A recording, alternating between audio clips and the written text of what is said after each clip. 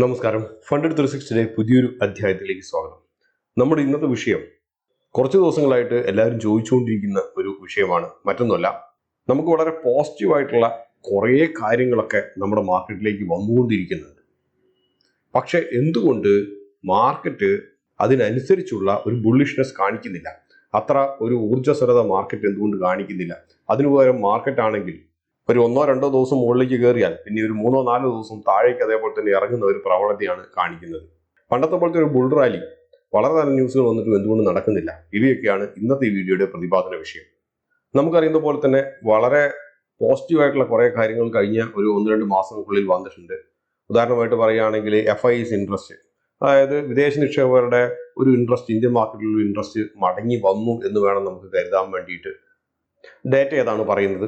അതേപോലെ തന്നെ G S T വെട്ടിക്കുറയ്ക്കുക വഴി പർച്ചേസിംഗ് പവർ കൂടുകയും ചെയ്തു. അതേപോലെ തന്നെ അതൊരു പുത്തനുണർവ് മാർക്കറ്റിന് നൽകി. പിന്നെ വളരെ ശക്തമായിട്ടുള്ള ഒരു മാക്രോ എക്കണോമിക് ഡേറ്റയാണ് പുറത്തു വരുന്നത്. 7.8% എന്ന രീതിയിൽ ഇയർ ഓൺ ഇയർ GDP വളർന്നു. ഗ്രാമാന്തരങ്ങളിലെ വരുമാനം ഏകദേശം 12% കണ്ട് വർദ്ധിച്ചു. അതുപോലെ തന്നെ കൺസ്യൂമർ ഗുഡ്സ് കമ്പനി, അതേപോലെ ഓട്ടോമൊബൈൽ കമ്പനി, ഇപ്പറഞ്ഞ കമ്പനികളൊക്കെ വളരെ പോസിറ്റീവായിട്ടുള്ളൊരു സിഗ്നൽസ് അവരുടെ കൺസ്യൂമർ ഡേറ്റയാണ് കാണിക്കുന്നത്. പക്ഷെ എങ്കിൽ പോലും ഇപ്പറഞ്ഞ പോസിറ്റീവായിട്ടുള്ള സൂചനകളൊന്നും നമ്മുടെ സ്റ്റോക്ക് മാർക്കറ്റിൻ്റെ അകത്ത് കാര്യമായിട്ട് റിഫ്ലക്റ്റ് ചെയ്യുന്നില്ല എന്നുള്ള പരാതിയാണ് മിക്ക നിക്ഷേപകർക്കുമുള്ളത്. നമുക്കറിയുന്നത് പോലെ തന്നെ മാക്രോ എക്കണോമിക് ഡാറ്റ വളരെ ശക്തമായി തുടരുന്നുണ്ടെങ്കിൽ കൂടിയും രൂപയുടെ മൂല്യം എന്താണ് യഥാർത്ഥത്തിൽ സംഭവിക്കുന്നത് എന്നുള്ളതിനെ കുറിച്ച് ഒരു ചെറിയ കൺഫ്യൂഷൻ എല്ലാവരുടെയും ഇടയിൽ നിലനിൽക്കുന്നുണ്ട്. നമുക്കറിയുന്ന പോലെ തന്നെ രൂപയുടെ മൂല്യം ഡോളറിനെതിരായിട്ടുള്ള വിനിമയ നിരക്ക് ഒരു പരിധിവരെ RBI അതിന് സമ്മതിച്ചു കൊടുത്തു എന്ന് പറയുന്നതായിരിക്കും സത്യം. കാരണം താരിഫ് വർധന കൊണ്ടുണ്ടാകുന്ന കോട്ടങ്ങൾ ഒരു പരിധിവരെ രൂപയുടെ വിനിമയ നിരക്കിൽ ഉള്ള നഷ്ടം കൊണ്ട് പിടിച്ചു നിർത്താം എന്നൊരു തോന്നലുണ്ടായേക്കാം. എക്സ്പോർട്ട് മാർക്കറ്റ് എന്ന് പറയുന്നത് ചെറുതാണെന്ന് നമുക്ക് തോന്നുന്നുണ്ടെങ്കിൽ കൂടിയും ഇന്ത്യയെ സംബന്ധിച്ച് എക്സ്പോർട്ട് ബിസിനസ്സിന് നെഗറ്റീവായിട്ടുള്ള ഒരു സെന്റിമെന്റ് നൽകാൻ ദീർഘകാലത്തേക്കുള്ള കാര്യങ്ങളെ നോക്കിക്കാണുമ്പോൾ നല്ലതല്ല. ആകെ കഴിഞ്ഞ ഒരു 1-2 മാസങ്ങൾ മാത്രമായിട്ടാണ് പുതുതായിട്ട് ഡോളറിന്റെ വാങ്ങൽ റിസർവ് ബാങ്ക് നിർത്തിവെച്ചത്. കഴിഞ്ഞ മാസമാണെങ്കിൽ കുറച്ച് സെല്ലിങ് നടത്തുകയും ചെയ്തു. തത്തുല്യമായിട്ടുള്ളൊരു എമൗണ്ട് ഇല്ലെങ്കിൽ കൂടിയും സ്വർണത്തിലുള്ള നിക്ഷേപം വർദ്ധിപ്പിച്ചു, മറ്റ് പല ഏഷ്യൻ രാജ്യങ്ങളെ പോലെ തന്നെ. പക്ഷെ ഇവ നൽകുന്ന സൂചനകൾ സത്യത്തിൽ പറഞ്ഞു കഴിഞ്ഞാൽ ഒരു സാമ്പത്തിക ശാസ്ത്രത്തിന്റെ ബാലപാഠങ്ങൾ വെച്ച് നോക്കുമ്പോൾ ചെറിയ അപകടങ്ങളൊക്കെയാണ് നൽകുന്നത്. വളരെ ലളിതമാണ് ഇത് നൽകുന്ന സൂചന. ഗവൺമെന്റ് വളരെ കോഷ്യസ് ആണ് ഇന്നത്തെ എക്കണോമിക് സിറ്റുവേഷനിൽ എന്നതാണ്. മറ്റൊരു പ്രധാനപ്പെട്ട കാര്യം മാർക്കറ്റ് താഴേക്ക് വരുന്നതിന്റെ കഴിഞ്ഞ ദിവസങ്ങളിൽ നമ്മൾ വായിച്ചിട്ടുണ്ടാവും ഇന്ത്യയുടെ ഏർണിങ്സിനെ കുറിച്ചുള്ള ഒരു ഔട്ട്ലുക്ക്.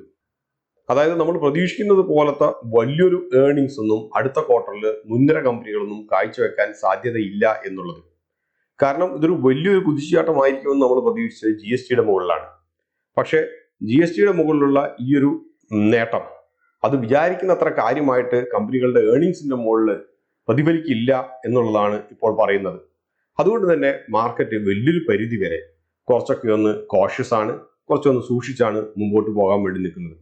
മറ്റൊരു പ്രധാനപ്പെട്ട കാര്യം പ്രോഫിറ്റ് ബുക്കിംഗ് തന്നെയാണ്. നമുക്കറിയുന്ന പോലെ തന്നെ 24,500 എന്ന നിലയിൽ ഇരുന്നത് ഇന്നത് ഏകദേശം 26,000 അടുത്ത് എന്ന് നിൽക്കുന്നു. അപ്പോൾ മോശമില്ലാത്ത ഒരു നേട്ടം ഇതുവഴി കൈവരിച്ചു. അതുകൊണ്ട് തന്നെ പ്രോഫിറ്റ് ബുക്കിങ്ങിന്റെ സ്വാഭാവികമായിട്ടുള്ള ഒരു പ്രവണത ഉണ്ടാകും. ഈ ഒരു അവസ്ഥയിലാണ് നമ്മൾ മറ്റൊരു പ്രധാനപ്പെട്ട കാര്യം മനസ്സിൽ വെക്കേണ്ടത്. വളരെ ദീർഘകാല നിക്ഷേപകരെ സംബന്ധിച്ച് ഇന്ത്യൻ സ്റ്റോക്ക് മാർക്കറ്റ് ഇപ്പോഴും വളരെ ആകർഷണീയമാണ്. ബൈ ആൻഡ് ഫോർഗെറ്റ്, വാങ്ങിക്കുക മറക്കുക എന്ന ഒരു സ്ട്രാറ്റജി ഫണ്ടമെന്റലി ഫിറ്റ് ആയിട്ടുള്ള സ്റ്റോക്കുകളെ സംബന്ധിച്ച് ഇപ്പോഴും വളരെ നല്ലതാണ്. പക്ഷേ ഒരു മീഡിയം ടേം ഇൻവെസ്റ്റേഴ്സിനെ സംബന്ധിച്ച് ഇന്ത്യൻ സ്റ്റോക്ക് മാർക്കറ്റ് അത്ര ഗുണകരമായിട്ടുള്ള റിട്ടേൺസ് ആണോ നൽകുക എന്നുള്ളത് കണ്ടറിയേണ്ട കാര്യമാണ്. അതിനു പകരം മീഡിയം ടേം ഇൻവെസ്റ്റേഴ്സിന് ഇന്നത്തെ മാർക്കറ്റ്, അതായത് കഴിഞ്ഞൊരു 1 വർഷങ്ങളായിട്ടുള്ള മാർക്കറ്റ് നൽകിയിട്ടുള്ള പാഠം മറ്റൊന്നുമല്ല, സെൽ ഓൺ റൈസ് എന്ന് പറയുന്നതാണ്.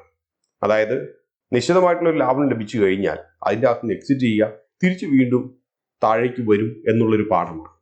വലിയൊരു പരിധി വരെ ഇത് ശരിയാണ് താനും. മിക്ക വലിയ സ്റ്റോക്കുകളിൽ പോലും ഇത് ശരിയാണെന്നുള്ളത് നമ്മൾ ചാർട്ട് എടുത്ത് നോക്കുമ്പോൾ കാണാൻ കഴിയും. അപ്പോൾ ഇത്തരത്തിലുള്ള ഒരു സെൽ ഓൺ റൈസ് എന്ന് പറയുന്നത് എത്ര നല്ല ഫണ്ടമെന്റൽസ് ഉള്ളതാണെങ്കിലും സെൽ ഓൺ റൈസ് എന്ന് പറയുന്ന സ്ട്രാറ്റജി അവലംബിച്ച വലിയൊരു കമ്മ്യൂണിറ്റി, അത് റീറ്റെയിൽ നിക്ഷേപകർ മാത്രമാണെന്ന് ഞാൻ പറയുന്നില്ല. നമ്മൾ മ്യൂച്വൽ ഫണ്ടുകളുടെ ഫാക്ട് ഷീറ്റ് എടുത്ത് നോക്കുമ്പോൾ നമ്മൾ കാണാൻ കഴിയും അതിനകത്തും ഇൻസ്റ്റിറ്റ്യൂഷൻ ഇൻവെസ്റ്റേഴ്സ് ഉൾപ്പെടെ ഒരു സെൽ ഓൺ റൈസ് എന്ന് പറയുന്ന ഒരു സ്ട്രാറ്റജിയാണ് കഴിഞ്ഞ 6 മാസമായിട്ട് അവലംബിക്കുന്നത്. ഇതും വലിയൊരു പരിധി വരെ മാർക്കറ്റിനെ എത്ര പോസിറ്റീവായിട്ടുള്ള നേട്ടങ്ങൾ വന്നാലും മുകളിലേക്ക് പോകാൻ വേണ്ടിയിട്ട് ഉള്ള ഒരു പ്രവണതയിൽ നിന്നും പിടിച്ചു വെക്കുന്നു. ഇവ കൂടാതെ പുത്തനുണർവ് നൽകാൻ വേണ്ടിയിട്ട് നമ്മുടെ ഇലക്ട്രോണിക് മാനുഫാക്ചറിങ് കമ്പനികൾക്ക് ഗവൺമെന്റ് അനൗൺസ് ചെയ്തിട്ടുള്ള അപ്രൂവൽസ്, അതിന്റെ first step electronic component manufacturing സ്കീമിന്റെ അകത്ത് നമ്മൾ ഇതിനെക്കുറിച്ച് ഏകദേശം ഒരു 6-7 മാസം മുമ്പ് ചർച്ച ചെയ്തതായിരുന്നു. അത് പോസിറ്റീവായിട്ടുള്ളൊരു സെന്റിമെന്റ് ആണ് മാർക്കറ്റിന് നൽകിയത്, പ്രത്യേകിച്ച് EMS കമ്പനികൾക്ക്. ഇതിനകത്തൊന്ന് പല EMS കമ്പനിയും കഴിഞ്ഞ കുറച്ച് ദിവസങ്ങളായിട്ട് മെച്ചപ്പെട്ട നേട്ടം കൈവരിച്ചു. നമ്മൾ കുറച്ചു കാലം മുമ്പ് നമ്മൾ മാറ്റ്ലാബിൽ സിമുലേറ്റ് ചെയ്തിട്ടുള്ള ഒരു മാർക്കറ്റ് പ്രൊജക്ഷനെ കുറിച്ച് നമ്മളൊരു വീഡിയോ ചെയ്തിട്ടുണ്ടായിരുന്നു. അപ്പോൾ അതിൻ്റെ അകത്തൊരു പാരാമീറ്റർ നമ്മൾ പറഞ്ഞിരുന്നത് ഡിവിഡൻഡ് ഈൽഡാണ്. നമ്മൾ ഡിവിഡൻഡ് ഈൽഡ് ഈ ഒരു മാർക്കറ്റിന്റെ പരിസ്ഥിതിയിൽ എടുത്തു നോക്കുന്നത് കുറച്ച് നല്ലതായിരിക്കും. ഡിവിഡൻഡ് ഈൽഡ് എന്ന് പറയുന്നത് നിഫ്റ്റിയുടെ ഡിവിഡൻഡ് ഈൽഡാണ്. അപ്പോൾ നിഫ്റ്റിയുടെ ഡിവിഡൻഡ് ഈൽഡ് നമുക്ക് നൽകുന്ന കുറച്ച് പാഠങ്ങളൊക്കെ ഉണ്ട്. നമ്മൾ ഈ പ്ലോട്ടിൽ കാണുന്ന പോലെ തന്നെ ഡിവിഡൻഡ് ഈൽഡ് ഏകദേശം 1.45% എന്ന നിലയിൽ നിന്നും ഒരു 1% എന്ന രീതിയിലൊക്കെയുള്ള ഒരു റേഞ്ചിലൊക്കെയാണ് മൂവ് ചെയ്തുകൊണ്ടിരിക്കുന്നത്. പക്ഷെ നമ്മൾ കാണുന്ന ഒരു കാര്യം, ഡിവിഡൻഡ് ഈൽഡ് വർദ്ധിക്കുമ്പോൾ സ്വാഭാവികമായിട്ടും നിഫ്റ്റി ഉയരും. ഈ റേഞ്ച് നമ്മൾ അനലൈസ് ചെയ്യുമ്പോൾ കാണുന്ന ഒരു ഇൻട്രസ്റ്റിംഗ് ആയിട്ടുള്ള ഒരു കാര്യം, ഡിവിഡൻഡ് ഈൽഡ് 1.6 അല്ലെങ്കിൽ 1.8 ഈ ഒരു റേഞ്ചിലൊക്കെയാണ് നിൽക്കുന്നതെങ്കിൽ നമുക്ക് മാർക്കറ്റിനെ കുറിച്ച്, നിഫ്റ്റിയെ കുറിച്ച് നമുക്ക് പറയാൻ പറ്റുന്ന ഒരു കാര്യം, അത് കുറച്ചൊരു അണ്ടർ വാല്യൂഡ് ആണ് എന്ന രീതിയിൽ വേണമെങ്കിൽ നമുക്ക് പറയാം. ഉടനെ നിഫ്റ്റി അങ്ങോട്ട് റീബൗണ്ട് ചെയ്യുമെന്നുള്ള കാര്യമല്ല പറയുന്നത്, പക്ഷെ ഒരു ലോങ് ടേമിന്റെ അകത്തേക്ക് അത് പർച്ചേസിങ്ങിന് പറ്റിയ ഒരു സമയമാണ് എന്ന് നമുക്ക് വേണമെങ്കിൽ കരുതാം. അതേപോലെ തന്നെ മറ്റൊരു റേഞ്ച് എടുക്കുകയാണെങ്കിൽ ഒരു 1.2 to 1.5 എന്ന് പറയുന്ന റേഞ്ചിൽ ഇതൊരു ഫെയർലി വാല്യൂഡ് എന്ന് വേണമെങ്കിൽ നമുക്ക് കരുതാം. ഈ ഒരു സമയത്ത് സൈഡ് വൈസ് മൂവ്മെന്റ് ആയിരിക്കാം കൂടുതലുണ്ടാകുന്ന, വലിയൊരു ബുൾ റാലിയോ അല്ലെങ്കിൽ ഒരു ബെയർ റാലിയോ ഒന്നും ഈ ഒരു സമയത്ത് ഒരു ബ്രേക്ക്ഔട്ട് ഉണ്ടാകുന്നവരെ പ്രതീക്ഷിക്കുന്നതിൽ കാര്യമില്ല. മറ്റൊന്നുള്ളത്, ഡിവിഡൻഡ് ഈൽഡ് 1.1 താഴെ ഇരിക്കും എന്നുള്ളതാണ്. ഡിവിഡൻഡ് ഈൽഡ് കുറയുക എന്ന് പറഞ്ഞു കഴിഞ്ഞാൽ വില കൂടുക എന്നർത്ഥം. ഈ ഒരു സമയത്ത് മാർക്കറ്റ് കുറച്ച് സ്ട്രെച്ച്ഡ് ആണ്, ഓവർ വാല്യൂഡ് ആണ് എന്ന് വേണമെങ്കിൽ നമുക്ക് കണക്കാക്കാൻ കഴിയും. ഈ ഒരു സമയത്ത് കറക്ഷൻ ഉണ്ടാകും. ഇതാണ് നമ്മുടെ ആ പ്ലോട്ടും കാണിക്കുന്ന ഒരു കാര്യം. അപ്പോൾ പ്രധാനപ്പെട്ട ഒരു ചോദ്യം, ഇപ്പോൾ എത്രയാണ് ഡിവിഡൻഡ് ഈൽഡ് നിഫ്റ്റിയുടെ ഇരിക്കുന്നത് എന്നുള്ളതാണ്. ഇപ്പോഴത്തെ ഡിവിഡൻഡ് ഈൽഡ് 1.37 ആണ്. അതായത് മാർക്കറ്റ് ഫെയർലി വാല്യൂഡ് ആണ്. ഈ ഒരു 1.37 എന്ന് പറയുന്ന ഈ ഒരു ഡിവിഡൻഡ് ഈൽഡ് പലപ്പോഴും നൽകുന്ന ഒരു ഇൻഡിക്കേഷൻ ഒന്നുകിൽ സൈഡ് വേസ് മൂവ്മെന്റ് അല്ലെങ്കിൽ പോസിറ്റീവ് മൂവ്മെന്റ് എന്നാണ്. പക്ഷേ നെഗറ്റീവ് മൂവ്മെന്റിനുള്ള കാര്യമായിട്ടുള്ളൊരു സാധ്യത മുൻകൂട്ടി കാണാൻ കഴിയുകയില്ല. നമുക്കറിയുന്ന പോലെ തന്നെ സാധ്യതകൾ പോസിറ്റീവ് എന്നും കൺസോൾട്ടേഷൻ എന്നും പറഞ്ഞു കഴിഞ്ഞാൽ അതിൽ ഏറ്റവും കൂടുതൽ സാധ്യത കൽപ്പിക്കപ്പെടുന്നത് കൺസോൾട്ടേഷൻ തന്നെയാണ്.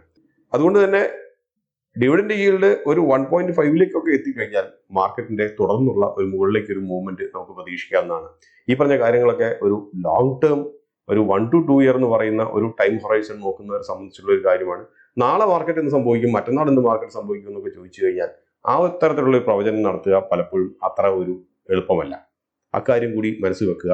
അടുത്തത് മറ്റൊരു സിമുലേഷൻ റിസൾട്ടാണ്. നമ്മൾ ചരിത്രപരമായിട്ട് ഒരു ബാക്ക് ടെസ്റ്റ് ചെയ്ത് നോക്കുമ്പോൾ ഈ പറഞ്ഞ ഡിവിഡൻഡ് ഈൽഡ് എത്തരത്തിലാണ്, എത്ര ശതമാനമൊക്കെയാണ് മുകളിലേക്കും താഴേക്കും പോകാനുള്ള ഒരു പ്രോബിലിറ്റീസ് കൽപ്പിച്ചു നൽകിയിരിക്കുന്നത് എന്ന് വേണമെങ്കിൽ നമുക്ക് നോക്കാൻ കഴിയും. ഡിവിഡൻഡ് ഈൽഡ് 1.8 അതിന്റെ മുകളിലോ ഉള്ള ഒരു സമയം, പിന്നീടുള്ള ഒരു 1 ഇയറിൽ ഏകദേശം 18 മുതൽ 28% വരെ റിട്ടേൺസ് നൽകിയതായിട്ടാണ് ചരിത്രം പറയുന്നത്. അതിന് സംഭവിക്കാനുള്ള സാധ്യത 85%. എന്തായാലും ഇപ്പോഴത്തെ ഡിവിഡൻഡ് ഈൽഡ് 1.35 ആണ്. അതുകൊണ്ട് ഇതിനെക്കുറിച്ച് നമ്മൾ കാര്യമായിട്ട് ബോധർ ചെയ്യേണ്ട ഒരു ആവശ്യമില്ല. മറ്റൊരു റേഞ്ച് 1.6 to 1.8 ആണ്. ഇത്തരത്തിലുള്ള ഈ ഒരു റേഞ്ചിൽ ഇരുന്ന ഡിവിഡൻഡ് ഈൽഡ് ഇരുന്ന കാലങ്ങളിൽ 12 മുതൽ 18% വരെ പിന്നീടുള്ള ഒരു വർഷം നിഫ്റ്റിക്ക് നേട്ടം നൽകി. അത്തരത്തിൽ സംഭവിച്ചിട്ടുള്ള സാധ്യത 75% ഉണ്ട്. അതേസമയം 1.3 to 1.6% അതാണ് നമ്മളിപ്പോൾ നിൽക്കുന്ന ആ ഒരു റേഞ്ച്. ആ ഒരു സമയത്ത് മാർക്കറ്റ് ഫെയർലി വാല്യൂഡ് ആയിട്ട് കണക്കാക്കുന്നു. അപ്പോൾ ഈ ഒരു സമയത്ത് 60% സമയങ്ങളിലും, പ്രോബബിലിറ്റി 60% സമയങ്ങളിലും എന്താണ് സംഭവിച്ചത്, 5 മുതൽ 9% വരെ, ഓൾമോസ്റ്റ് 10% വരെ ഉള്ള റിട്ടേൺസ് മാർക്കറ്റ് നൽകിയിട്ടുണ്ട്. അതുകൊണ്ടാണ് ഞാൻ നേരത്തെ പറഞ്ഞത് മാർക്കറ്റ് ഒന്നുകിൽ ഒരു കൺസോൾട്ടേഷൻ അല്ലെങ്കിൽ ഒരു പോസിറ്റീവ് സൈഡിലേക്കുള്ള മൂവ്മെന്റ്, അതാണ് സാധാരണ രീതിയിൽ പ്രതീക്ഷിക്കപ്പെടുന്നത് ഈ ഒരു ഡിവിഡൻഡ് ഈൽഡിന്റെ സമയത്ത്. 1.1 to 1.3 അതിനെക്കുറിച്ച് നമ്മളിപ്പം അത്ര കാര്യമായിട്ട് ബോധർ ചെയ്യേണ്ട. പക്ഷെ എങ്കിൽ പോലും ആ ഒരു സമയത്ത് ഓവർ വാല്യൂഡ് എന്ന് വിചാരിക്കുന്നുണ്ടെങ്കിൽ കൂടിയും നമുക്ക് കാര്യമായിട്ട് market data, back test data താഴേക്ക് പോകും എന്നുള്ളതിനെ കുറിച്ച് വ്യക്തമായ സൂചനകൾ നൽകുന്നില്ല. അപ്പോൾ അതുകൊണ്ട് തന്നെ ഈ ഒരു പരിസ്ഥിതിയിൽ എന്ത് ചെയ്യണമെന്നുള്ള ചോദ്യമാണ് മുന്നോട്ട് വയ്ക്കുന്നതെങ്കിൽ അതിന്റെ ഉത്തരം ഫണ്ടമെന്റലി ഫിറ്റ് ആയിട്ടുള്ള സ്റ്റോക്കുകളിൽ മാത്രം കയറി ഇൻവെസ്റ്റ് ചെയ്യുക. കഥകൾ കേട്ടിട്ട് ഇൻവെസ്റ്റ് ചെയ്യാതിരിക്കുക. കാരണം ഈ ഒരു സെൽ ഓൺ റൈസ് എന്ന് പറയുന്ന സ്ട്രാറ്റജി ബഹുഭൂരിപക്ഷം അവലംബിക്കുന്ന കാലങ്ങളിൽ ഫണ്ടമെന്റലി ഫിറ്റ് അല്ലാത്ത സ്റ്റോക്കുകൾ അവ ഒരു തവണ ഒരു 52 വീക്ക് ഹൈ ഒക്കെ ടച്ച് ചെയ്തിട്ട് താഴോട്ട് വരികയാണെങ്കിൽ തിരിച്ചൊരു റീബൗണ്ട് എന്ന് പറയുന്നത് കുറച്ചധികം കാലം എടുക്കാനുള്ള ഒരു സാധ്യതകൾ വളരെ കൂടുതലുണ്ട്. അതുപോലെ തന്നെ നിങ്ങൾ ടാക്സിനെ കുറിച്ച് അധികം ബോധേഡ് അല്ലെങ്കിൽ റീസണബിൾ ആയിട്ടുള്ള ഒരു പ്രോഫിറ്റ് നിങ്ങൾക്ക് ലഭിക്കുന്നുണ്ടെങ്കിൽ എപ്പോഴും നിങ്ങൾ ഫണ്ടമെന്റലി ഫിറ്റ് ആയിട്ടുള്ള സ്റ്റോക്കുകളാണെങ്കിൽ പോലും സ്റ്റോപ്പ് ലോസ് ട്രെയിൽ ചെയ്യാൻ വേണ്ടി നോക്കുക. സ്റ്റോപ്പ് ലോസ് ട്രെയിൽ ചെയ്ത് സ്റ്റോപ്പ് ലോസ് ഹിറ്റ് ചെയ്താൽ അതിന് എക്സിറ്റ് ചെയ്തേക്കുക. വീണ്ടും താഴേക്ക് പോകുന്നുണ്ടെങ്കിൽ നമുക്ക് വാങ്ങിക്കാൻ കഴിയും. നമ്മുടെ സിൽവറിനൊക്കെ ഒരു മെച്ചപ്പെട്ട ഒരു സ്ട്രാറ്റജി അത് തന്നെയായിരുന്നു. നമ്മൾ ഇതിനു മുമ്പ് ഒരു വീഡിയോയിൽ അതിനെക്കുറിച്ച് സിൽവറിനെ കുറിച്ച് പറഞ്ഞപ്പോൾ പ്രതിപാദിച്ചിരുന്നു. സിൽവർ 174 വരെ കയറിപ്പോയി. ഒരു 165 എന്ന് പറയുന്ന ഒരു സ്റ്റോപ്പ് ലോസിലൊക്കെ നമ്മൾ ഹിറ്റ് ചെയ്തിട്ടുണ്ടെങ്കിൽ ഇപ്പോൾ ഏകദേശം അതിനേക്കാളും ഒരു 10-20% താഴോട്ട് വന്നിട്ടുണ്ട്. അപ്പോൾ അത്തരത്തിൽ എത്ര ഫണ്ടമെന്റലി ഫിറ്റ് ആയിട്ടുള്ള സ്റ്റോക്ക് ആണെങ്കിൽ പോലും ഒരു ട്രെയിലിംഗ് സ്റ്റോപ്പ് ലോസ് എന്ന് പറയുന്ന ഒരു സ്ട്രാറ്റജി ആയിരിക്കും ഈ ഒരു മാർക്കറ്റിനെ സംബന്ധിച്ച് ഏറ്റവും നല്ലത്. മറ്റൊരു അധ്യായത്തിൽ നമുക്ക് വീണ്ടും കാണാം. അതുവരെ നന്ദി, നമസ്കാരം.